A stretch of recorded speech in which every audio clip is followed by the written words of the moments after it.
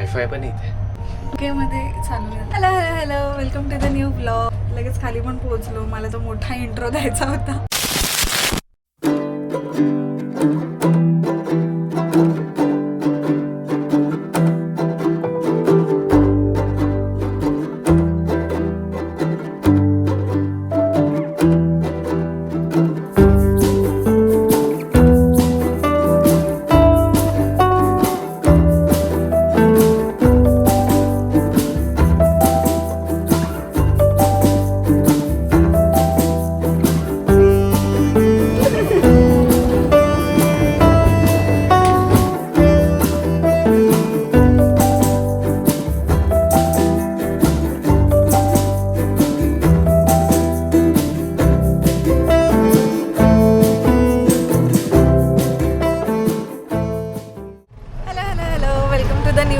असं मी 400 वेळा वेगवेगळे टेक घेणार आहे, कारण लाईट चांगला येत नाहीये.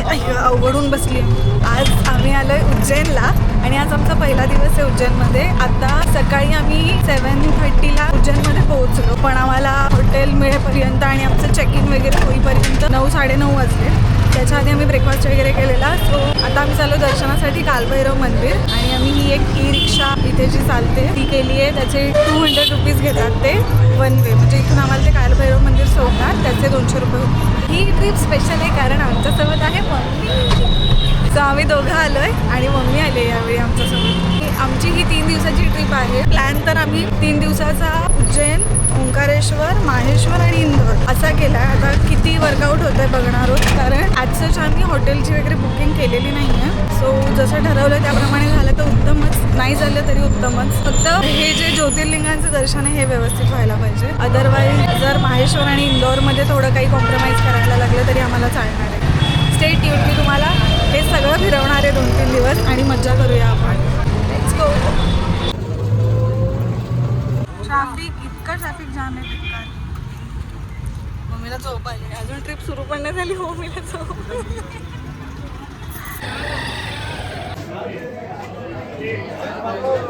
बेकार उन्हात आलोय आम्ही. पाय बसतायत आणि असं खूप लांबून काहीतरी आहे एंट्रन्स, समजत नाही.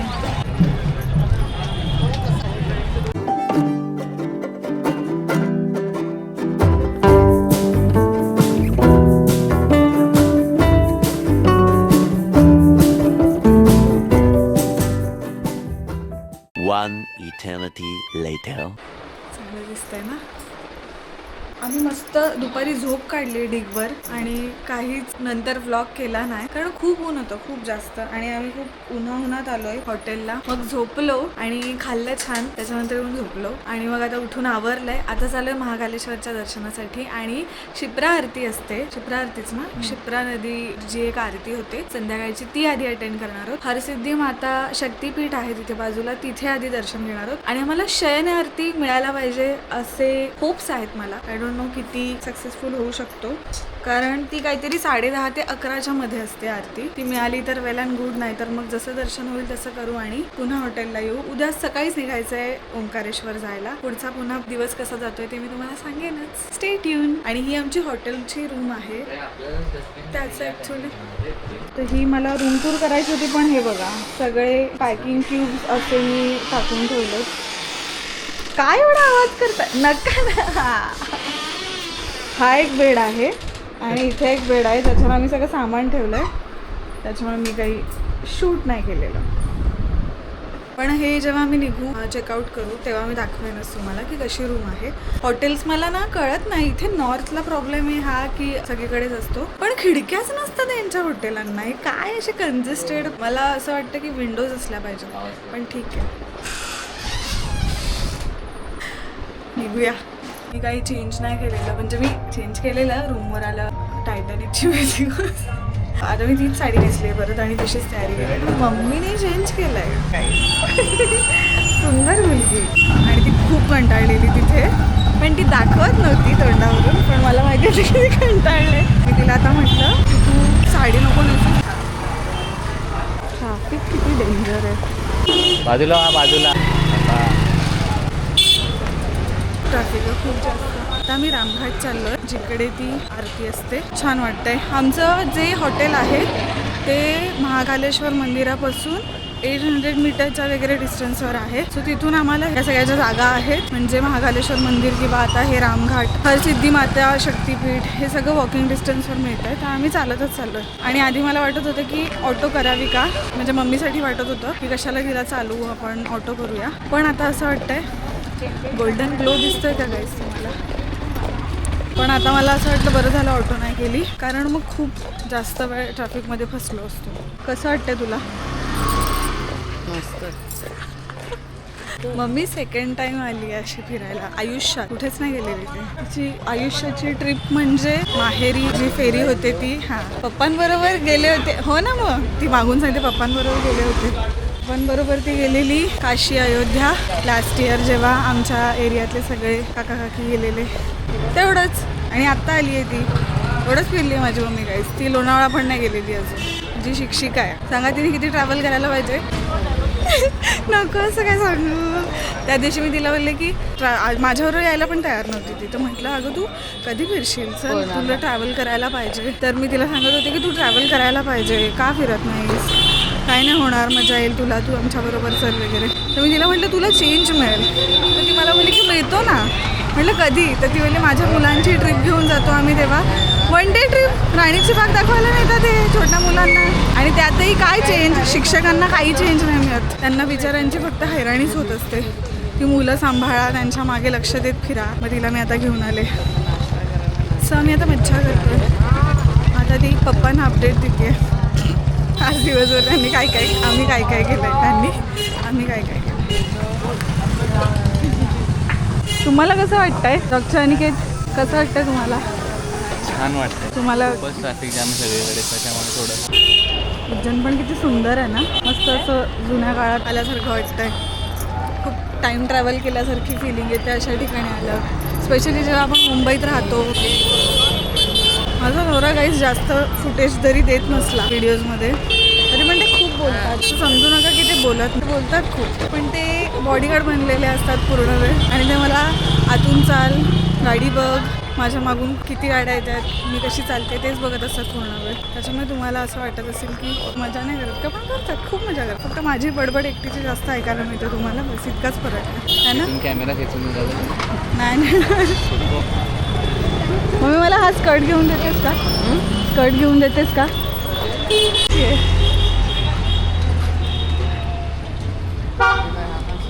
छान आहे ना. स्कर्ट घ्यायचा होता, पण स्कर्ट विकणारा दादा नाही आहे तिथे काहीच. दादा किंवा दिदी ज्यांचं कोणाचं ते दुकान आहे तिथे नव्हते. आता परत चालायला सुरुवात केली. मस्त मला मज्जा येते छोटी छोटी दुकानं बघायला.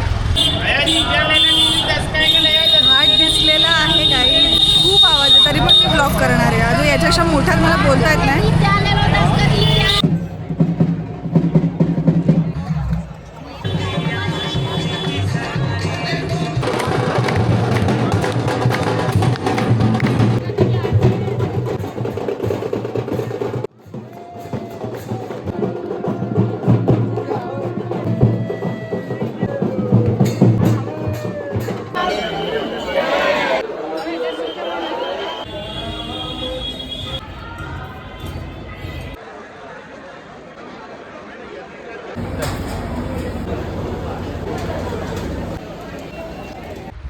हॅलो गाईज, आता मी आलो आहे हॉटेलवर आमच्या.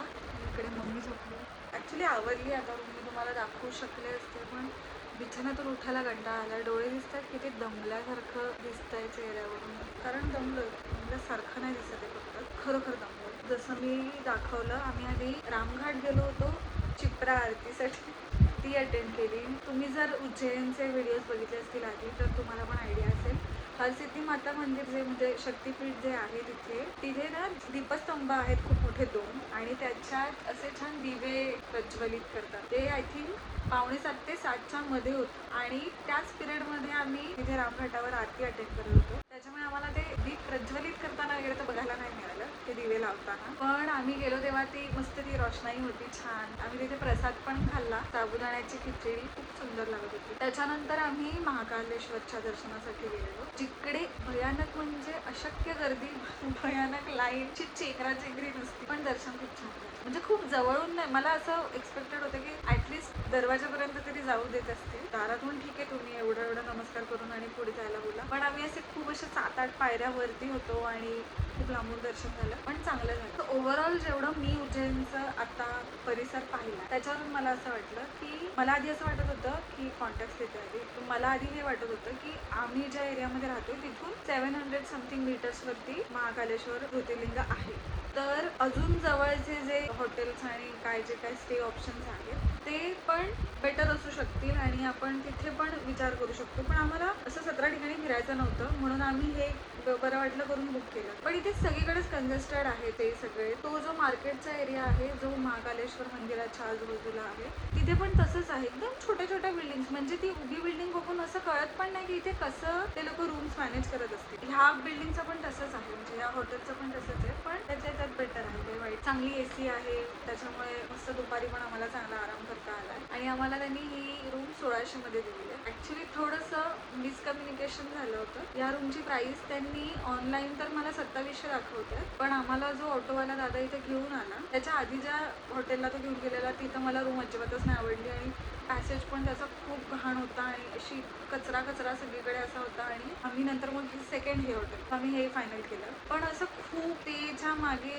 काही बघण्यासारखं मला वाटत नाही उज्जैनमध्ये, कारण आपण म्हणजे दर्शनासाठी येतो महाकालेश्वराच्या. त्यातल्या त्यात हे चांगलं आहे तर मी करेन सजेस्ट. मी आधी विचार केलेला की मी स्टेबद्दल काही बोलणारच नाही माझ्या व्हिडिओमध्ये, कारण याच्यापेक्षा बेटर ऑप्शन्स असतील मार्केटमध्ये. मग लोकांना असं नको वाटायला की हिने हेच काय सांगितलं असेल किंवा नाही. पण नाही गाईज, काहीच गरज नाही आहे फार 17 ठिकाणी हिंडायची. ऑटोवाले जे असतात त्यांचे पण काही कमिशन वगैरे असतील मे बी, पण ते लोक पण चांगलेच दाखवतात ऑप्शन्स, काही वाईट नाही दाखवत. हां, तर मिसकम्युनिकेशन हे झालं, हे मला सांगायचं. सो आम्ही दोघे ऑटोतच होतो आणि ह्यांनी येऊन ही रूम बघितली आणि तेव्हा तो काहीतरी तो हॉटेलमधला जो एक मुलगा आहे तो ह्यांना आधी 2200 रुपये मग यांनी सांगितलं की कमी होतील. तो काहीतरी बोलला 1800 तक हो जाईल, पण मग हे बोलले की 1600 मध्ये करून द्या आम्हाला, एवढी काय अशी मोठी रूम नाहीये, 1600 रुपये इज फाईन. तर 1600 रुपये ठीक आहे असं हे म्हणाले. तो आधी हो म्हणाला आणि मग मला हे येऊन बोलले अगं तो 1600 रुपयासाठी तयार झालाय, तर ठीक वाटली मला, आपण ही करून टाकू. नंतर मग मी आणि मम्मी आत आलो आणि आम्ही सगळ्या फॉर्मॅलिटीज केल्यावर तो मला म्हणाला पेमेंट केल्यावर 1800 का वाहतू आता. म्हटलं नाही दादा असं नको बोलू. असं करून 1600ला ते ओनर जे होते ते बोलले की जर तो तुम्हाला 1600 म्हणाला तर 1600 देऊन टाका. मग त्यांनी काय फार कटकट घातली नाही, पण ठीक आहे म्हणजे मला तर बेटर वाटतो हा ऑप्शन.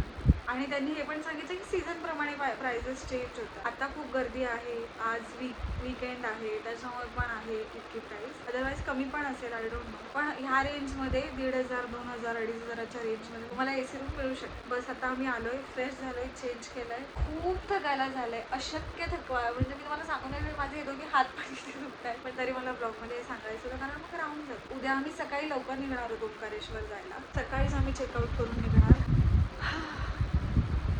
कसं वाटलं तुम्हाला?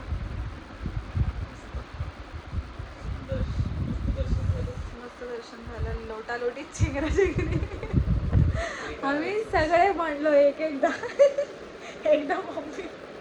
मम्मी कोणाला तरी काहीतरी बोलली, मी तर 10 वेळा म्हणली. मी यांचं पण एका माणसाची भांडण झालं ना, काही उंच माणूस होता. कारण माझं हे म्हणणं आहे की असं आधीमध्ये घुसू नका, ठीक आहे, तर तुम्हाला नाही, मला तर अजिबात आवडत नाही असं देवाला आल्यावर अशी लोटालोटी करायची आणि पुढे जायला बघायचं. खूप काय आरामात करा, काय देव काय पळून नाही चाललेला, किंवा तुम्हाला असं नाही म्हणत आहे की एखाद्याच्या उरावर बसून तुम्ही या तिथे पाया पडायला. ठीक आहे, सावकाश त्याला गर्दी आहे तिथे. कालभैरवला पण तसं अशक्य गर्दी आणि इतकं मिसबिहेव करतात लोक आणि अजिबात डिसिप्लिन नसतं. कायच बोलायचं, फार देश पुढे जाईल आपला जर एवढी शिस्त लागली लोकांना तर. असो, आता आम्हाला उद्या इथून निघायचं. बाकी आमचं दर्शन छान झालं, मला खूप छान वाटतं. इतकं ओव्हरवेल्मिंग वाटत होतं ना मला असं वाटत होतं की मी छान असं नमस्कार करताना वगैरे माझ्या डोक्यात नाही आला आधी की व्हिडिओ करायला पाहिजे, कारण करत होते लोक तिथे जरी अलाव नाही आहे तरी. माझ्या पुढच्या एका मुलीने व्हिडिओ कॉल केलेला तिच्या घरी कोणाला तरी, तो मला तेव्हा असं क्लिक झालं पटकन की मी करू का व्हिडिओ. पण मला ते बघताना शिवलिंग आणि ते सगळंच इतकं ओव्हरवेल्मिंग वाटत होतं ना, खूप छान एनर्जी फील होते तिथे आतमध्ये, खूप भरून आलेलं मला. तर मी काय व्हिडिओ वगैरे केला नाही. आणि बाहेर आल्यावर पण आता बाकी लोकांचे आपण जे सुंदर फोटो बघतो महाकालच्या छान त्या एंट्रन्स समोर, तेही आता बंद झालंय, ते पण काढायला नाही. तिथे फोटो काढायला काही स्कोप नाही आहे, तर एक्झिट वेगळ्याच कुठल्या तरी जागेवरून आहे आणि मग मंदिर असं खूप लांब बॅरिगेड्समधून दिसतं आणि त्याच्यामुळे आम्ही काय फार फोटोग्राफी पण नाही केली. त्यातल्या 2-3 फोटोज काढले आमचे आणि मग आम्ही जेवून घरी आलो. मी ज्या हॉटेलमध्ये आम्ही जेवायला गेलेलो होता डिनरला त्याचंही छोटंसं फुटेज घेतलंय. अगेन इकडे म्हणजे मला तर आता इतकं फिरल्यानंतर एक्सपिरियन्स आला आहे की खूप कमी जागा अशा आहेत मुंबई व्यतिरिक्त जिकडे खायचे हाल होत नाही. बेटर ऑप्शन्स असतात खाण्यापिण्याचे. पण अगेन आपण देवदर्शनासाठी आलो आहे. फार काय जिभेचे चोचले केलेच पाहिजेत असं नाही. ते त्यातल्या त्यात खाण्यायोग्य मिळेल ते खायचं. हे रेस्टॉरंट चांगलं होतं. आम्हाला खूप वाईट एक्सपिरियन्स पण आहे सोमनाथचा. पण आम्ही ते मी शूटच नाही केलं आणि आम्ही ते खाल्लंही नाही आणि आम्ही तसंच ते पैसे पण वाया गेले आणि सगळं. पण आत्ता मला बेटर वाटली ती थाळी तर मी थोडंसं शूट केलं आहे तुम्हाला दाखवायला. तो महाकालेश्वर मंदिरापासून आपण रामघाटाकडे जायला निघालो की तिकडे खाण्यापिण्याच्या एका चौकात तिथून पुढे गेल्यावर किती असेल 100 मीटरवर असेल का चौक. तो जो चौक आहे जिथे आपण जेवलो नाही मंदिरापासून 100-200 मीटर असेल जर तो चौक. तर त्या चौकात आहेत सगळे रेस्टॉरंट्स आणि खाण्यापिण्याचे ऑप्शन्स. स्ट्रीट फूड पण आहे तिथे तर तुम्ही तेही ट्राय करू शकता. आम्ही झोपतो आणि उद्या आम्ही सकाळीच निघणार आहोत ओंकारेश्वर जायला. Let's go guys. मम्मी पहिल्याच दिवशी दमलेली आहे गाईज. मम्मीला जीव नको झालेला आहे.